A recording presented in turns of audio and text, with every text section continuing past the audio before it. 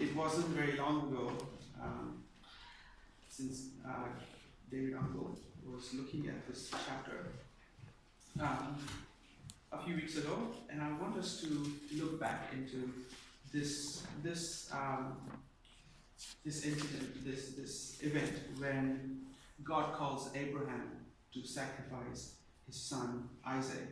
And shall we read from Genesis just a few verses to start off? Sometime later, God tested Abraham and said to him, "Abraham, here I am," he replied. And God said, "Take your son, your only son Isaac, whom you love, and go to the region of Moriah.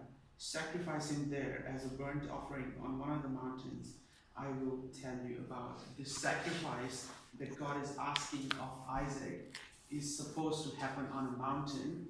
And here in the Bible, we see mountains so many places. Mountains signify so many things, and so many significant events, they take place on mountains.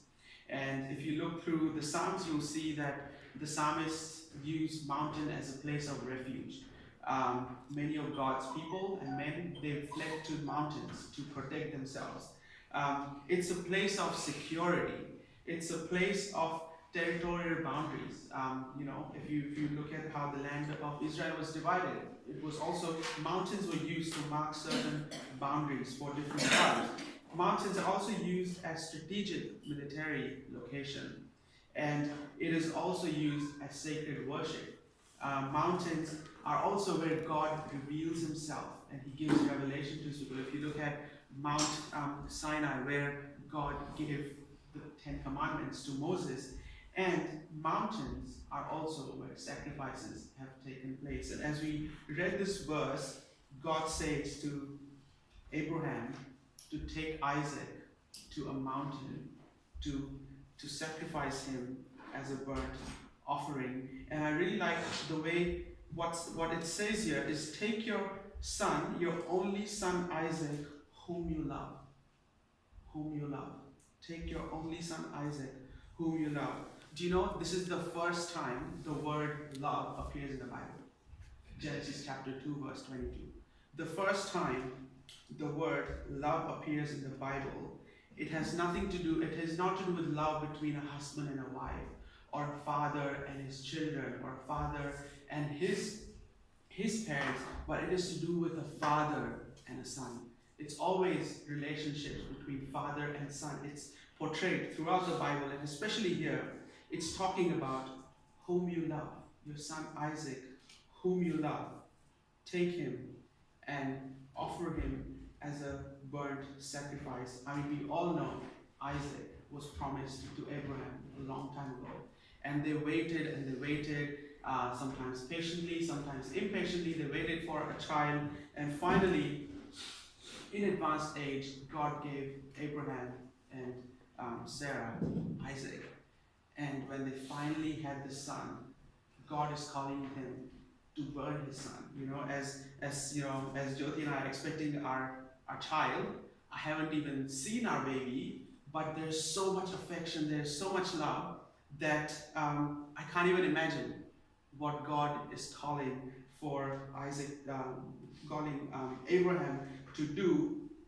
And so what God asks of Abraham is obviously very difficult, but Abraham does it in faith, and he's later called out in Hebrews because of his faith. Because of his faith, it was credited to him as righteousness. And here, as God asked Abraham, he's taking his only son to go and to sacrifice on the mountain. And here it says in verse 6, Abraham took the wood for the burnt offering and placed it on his son Isaac.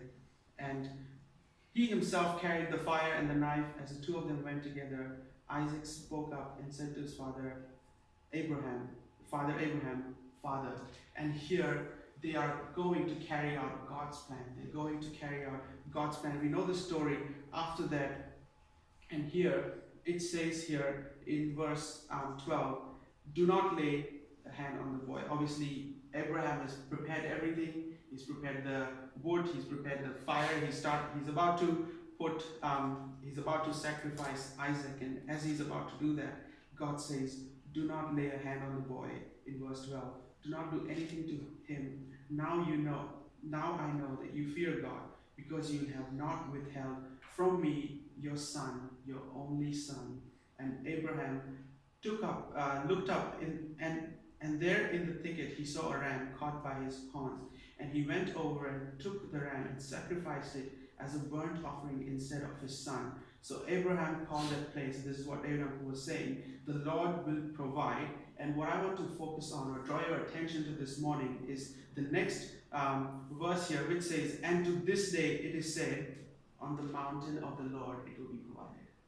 Obviously, God provided, Jehovah Jireh. He provided on that mountain a ram that will save Isaac's life. But based on that event, what people were saying, based on that event, saying is that on the mountain of the Lord, it will be provided. On the mountain of the Lord, it will be provided. I want to take you to 2,000 years later, roughly 2,000 years later, when on the mountain of the Lord it was provided. Many people say that Golgotha, the place where Jesus was crucified, is about 700 meters from where this event took place. The Mount Moriah, where Abraham offered or was supposed to offer Isaac as a sacrifice, in 2 Chronicles chapter 3:1, the same place, many scholars believe, is where Solomon built the temple, the foundations of the temple, the place where sacrifices were offered, the place where sacrifices were offered to God. And if you go from Genesis to Chronicles and then to the Gospels, we see in the land of Moriah, the mountain of Moriah, where Golgotha is about 700 meters from this place, is where love, sacrifice, and mountain meet all together.